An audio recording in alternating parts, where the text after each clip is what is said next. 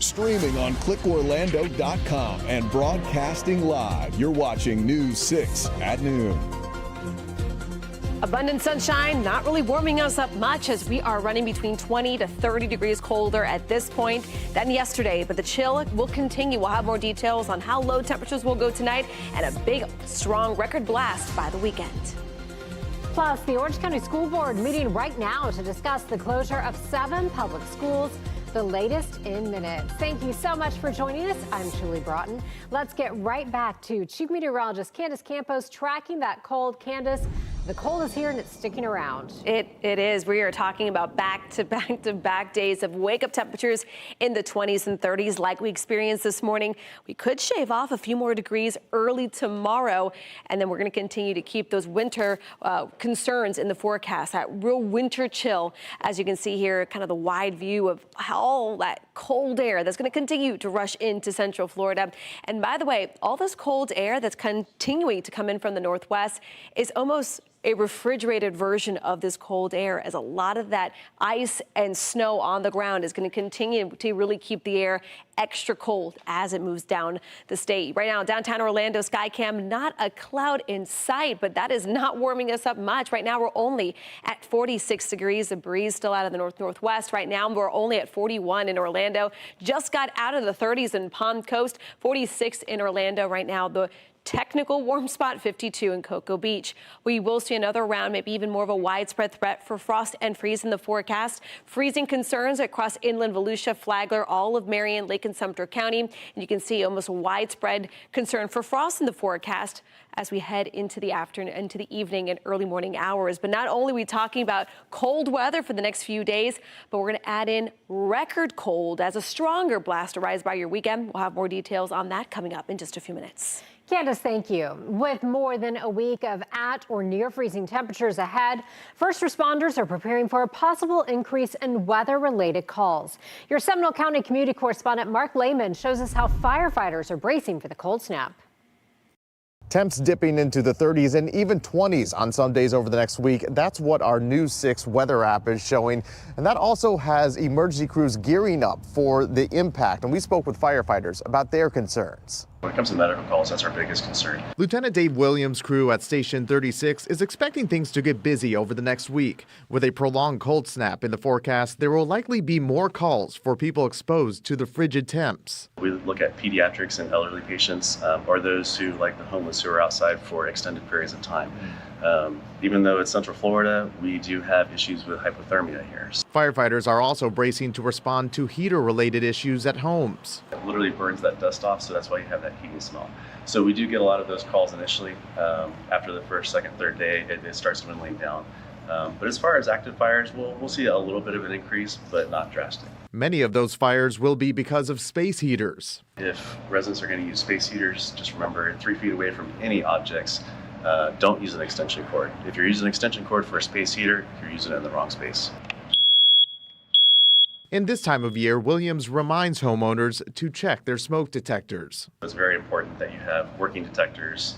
The recommendation is replace them every 10 years. Whenever we have a time change, every 6 months, change your batteries. In Lake Mary, I'm your Seminole County community correspondent Mark Lehman, News 6. Several counties opened cold shelters and warming centers last night. The shelters will also be open again tonight into tomorrow, which is set to be even colder. We have a complete list of every location for you on our website, clickorlando.com. 7 schools set to close in Orange County Public Schools right now. District leaders are meeting to discuss how to move forward. Your Orange County community correspondent Tylisa Hampton joins us live now from OCPS. And Tylisa, this really seems like a done deal.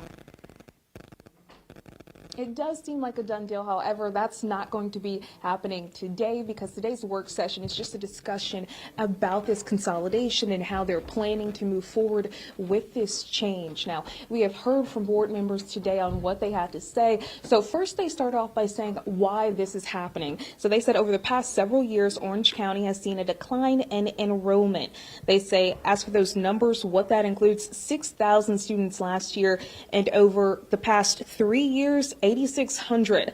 Some of those reasons include a decline in birth rate, expanded school choice, legislation changes, as well as changes to the immigration policies. The meeting is still going on right now, but they have talked about what they have learned from the community input. We even spoke to a board member earlier before this meeting happened. So here's what she had to say about that community input. They were tough. I'm not going to lie. They were rough. I mean, and rightfully so.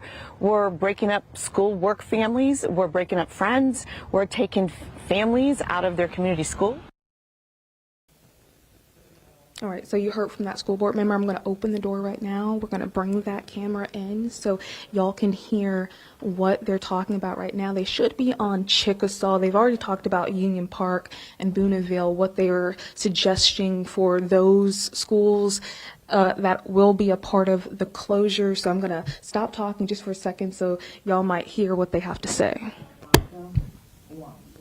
Okay, Member Salamanca. Yes, thank you, Chair. And thank you, Ms. Neal, for the maps. You know, the community meeting on this one was fairly positive on the recommendation. Right, so you can hear that they're still talking about the community input and what those people had to say about those closures. We'll make sure to break that all down. They did say that next Tuesday they have a rural development workshop meeting to discuss this very topic. Although there will be no public comment today, there should be one at that next meeting. And we're told there could be that final vote as early as March 10th. Reporting in Orange County, I'm Talisa Hampton. Talisa, thank you. Meanwhile, the Orange County PTA delegation is in Tallahassee today to advocate for kids in the school district. Parents, teachers, and students from Orange County traveled this morning to the state capitol. It's part of the Parent Teacher Association's annual advocacy trip.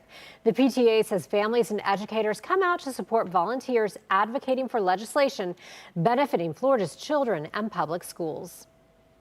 My girl is very excited to go to Tallahassee. She did a whole essay and learned about Tallahassee and all kinds of politics and all kinds of stuff. So she's super excited. So I also have a fourth grader who would be coming here. And so we're just blown away by the decision to close the one middle school that's doing a bunch of good things for our kids. The PTA also says the delegation's presence sends a powerful message to lawmakers that their decisions have real-world impacts on students, families, and educators in their communities. A dangerous scene along railroad tracks in Orange County after reports that a car was hit by a Sunrail train. This happened in the area of South Orange and Holden Avenues in Edgewood. Sunrail said one train was delayed because of police assistance. Orange County Fire Rescue says crews had to free one person from the car and take them to the hospital. Let's take a live look now at the big board. The Dow Jones down more than 300 points. This as the Conference Board reports that Americans' confidence in the U.S. economy fell sharply this month, the lowest level since 2014. The board says its consumer confidence index dropped to 84.5, falling below even the lowest readings during the pandemic. Leaders in Orlando say their hands are tied when it comes to stopping a possible ICE detention center from moving into this facility right off the beach line. We've been following this controversy for weeks now since we spotted ICE representatives touring the warehouse on Transport Drive. Critics have been calling on the city to try to take action to block the plan. But in a new letter, the city attorney says because of the supremacy clause in the Constitution, quote, we can take no action to limit or regulate any activity by the federal government in its action to enforce federal immigration law. So far, ICE says no final decisions have been made about whether it will even use the warehouse at all. Meanwhile, the Trump administration appears to be changing its tone and strategy following the shooting death of Minneapolis resident Alex Preddy by a Border Patrol agent. CBS's Natalie Brand has the latest from the White House.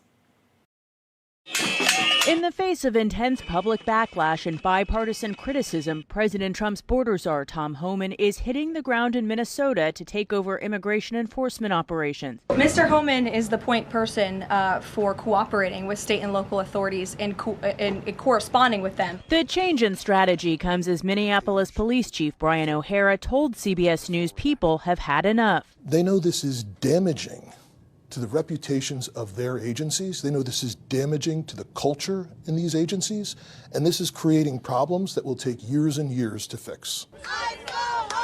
CBS News has also learned some of the 800 Customs and Border Protection agents that were part of the larger federal force sent to the Minneapolis area are leaving, along with outspoken Border Patrol Commander Greg Bovino, who said this following Saturday's deadly shooting of Alex Preddy. This looks like a situation where an individual wanted to do maximum damage and massacre law enforcement. Other administration officials labeled Preddy as a domestic terrorist over the weekend, but Monday the White House took a different tone. I have not heard the president characterize Mr. Preddy in that way. However, I have heard the president say he wants to let the facts in the investigation lead itself. Sources tell CBS News DHS Secretary Kristi Noem is facing scrutiny within the Trump administration and questions over the handling of the shooting and the response. Sources say she's expected to keep her job but shift her focus from interior enforcement operations in major U.S. cities to the southern border and other administration priorities. Natalie Brand, CBS News, the White House. Don't you hate when you get back from your walk and you forgot your garage door remote? Bet you wish you had one of these, right? Well, we're going to show you how to install it and connect it. I'm Eric Von Aken. We're getting results at home coming up. This portion of the news is sponsored by Florida Lottery.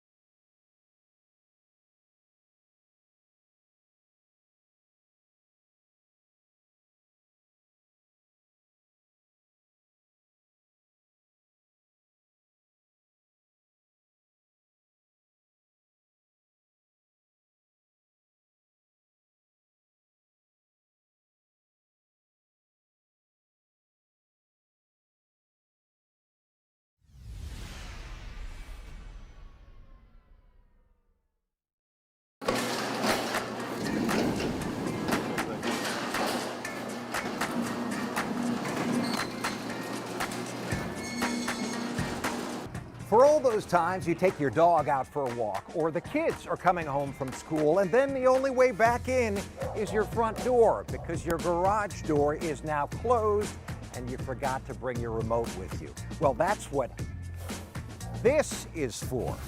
This is a wireless keypad for your garage door. I'm News 6 anchor Eric Von Aken, the handy newsman. We're getting results at home today in a pop gun. I'm going to show you how to mount this and how to connect it.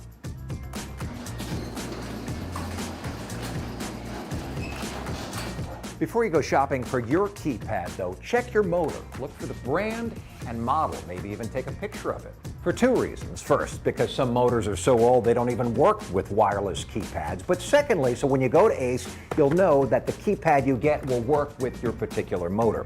The one we got, you can see, is a universal keypad, so we know there's no compatibility issues. Each motor is just a little bit different, but they all have one thing in common, and this is key: the Learn button. You gotta find it and you gotta push it. Your instructions will explain the programming sequence.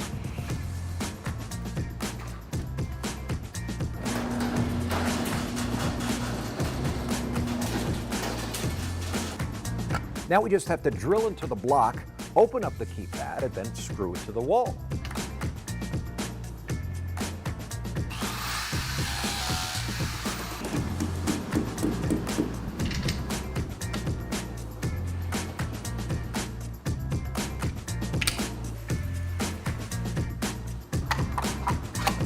So now you don't need to carry that remote with you, because you got your new keypad. In Apopka, Eric Von Aggen getting results. News 6.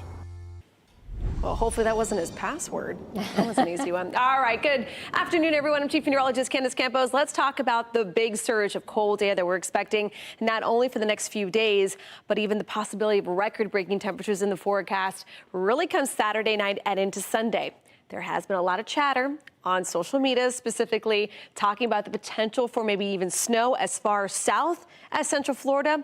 We'll explain the probabilities and who has maybe a chance for a little snow flurry or two. So let's talk about the headlines. Frost and freeze will be possible not only for tonight, but again early Thursday morning. Temperatures throughout the next 2 days will also be staying in the 50s before even colder air settles in. We're talking about feels like temperatures down into the teens early Sunday morning. Now, right now, out the door, we are all in the 40s with the exception of a few 50s here along the coast. Now, the big number is the actual temperature. The number right next to it, a little smaller, that's what it feels like out the door. So we do have still enough of a breeze in place that's shaving off the temperatures by a few degrees. So right now, most areas at this point in time feel like the upper 30s to low 40s. But now let's check on that hour-by-hour forecast for another chilly Tuesday.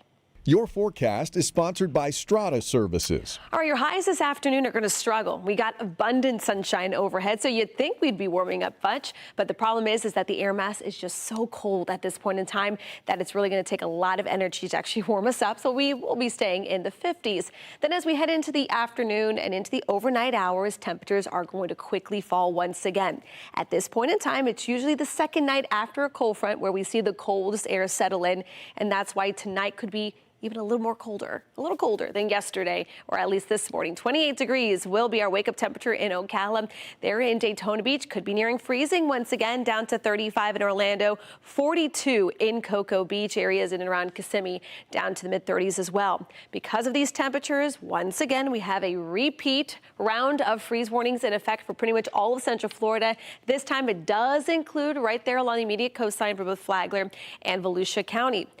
Now, when we also talk about the wind chill values, you can see this is why a cold weather advisory once again has been issued for early Wednesday morning, as our feels like temperatures could get down between 27 and 32 degrees. Now, our temperatures are expected to stay well below that average of 72 degrees. Now, the technical warmest day of the week will be on Friday with a high of 63 degrees, still running almost 10 degrees below average, all before another cold front comes through. So as of right now, that jet stream is set up perfectly to continue to just open that door and let that cold air ride in. But then notice we are going to see that big trough, that big dig in the jet stream really strengthen and surge in the possibility of another stronger cold front. So as we time this out, it's a new area of low pressure that's going to develop. Eventually could become a nor'easter, a problem for the northeast and the eastern seaboard. But notice there's a chance for a little bit of rain. Some people are thinking rain and cold temperatures. You'd think snow, but notice the temperatures. They're not cold enough to produce any snow as the main front comes through early Saturday morning. But the one small chance of possibly a little bit of snow flurries in the forecast in Florida comes right about here. Do you see that little pop-up of green there? That is what we call Gulf effect. It's kind of like a lake effect snow. Cold air rushes over the warm waters of the Gulf, and there will be the potential of moisture being around when temperatures temperatures are about 32 degrees. So at this point in time, the only spot that has a low-end chance of a snow flurry is maybe along the Gulf Coast early Sunday morning. But overall, this is going to be the big story. We're talking feels like temperatures in the teens come Sunday morning. But regardless, we are talking about a couple more rounds of weather alert mornings. Candace, thank you. The largest airline at Orlando International Airport has made a big change to one of its most well-known features. Coming up, what the new seat system means for your next flight.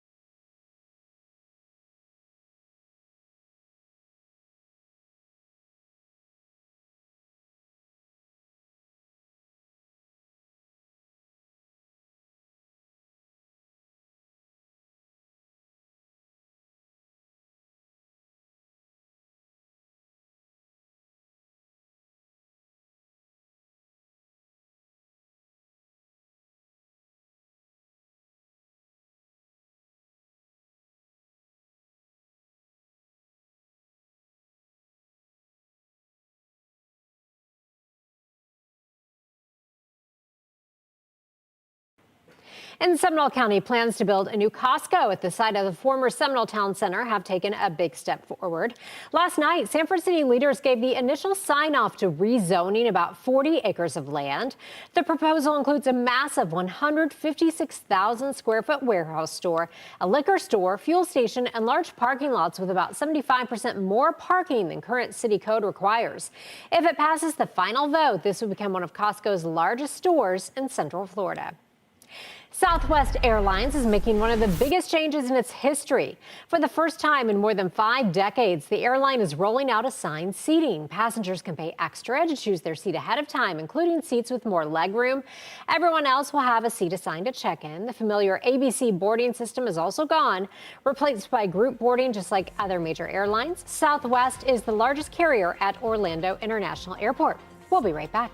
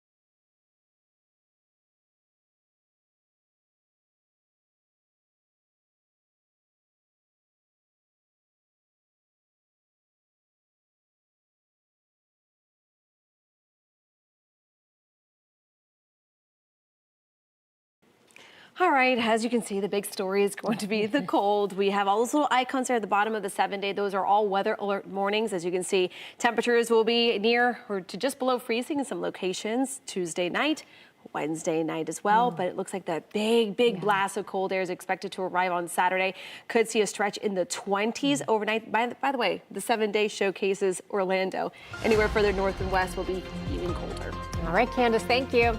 Thanks so much for joining us. Our next newscast is at 3, and you can always check clickorlando.com for any updates. Have a great day.